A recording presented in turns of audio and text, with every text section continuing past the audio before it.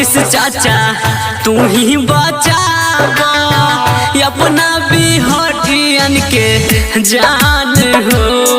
हे नीतीश चाचा तू ही बचावा अपना बिहारियन के जान हो।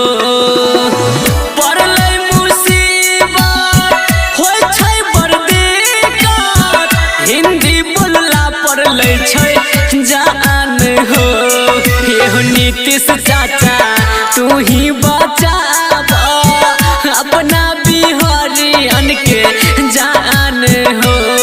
ये नीतीश चाचा तू ही बचावा अपना बिहारियन के जान हो।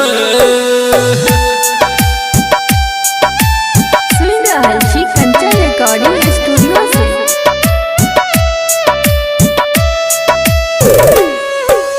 डीजे उमेश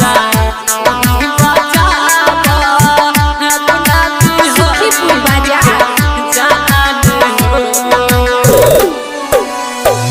पूरा मीडिया में फैलल बा खबर, रउओ के तनिको न ध्यान बा।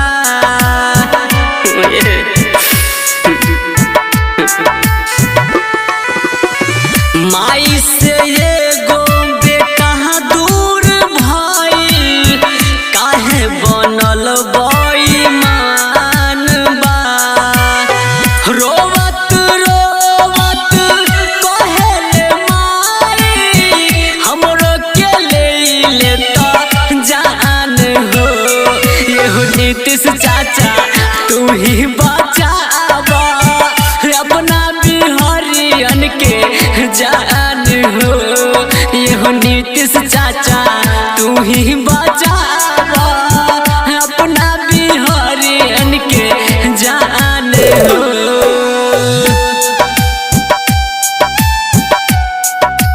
सुन रहल छी कंचन रिकॉर्डिंग स्टूडियो से। डीजे उमेश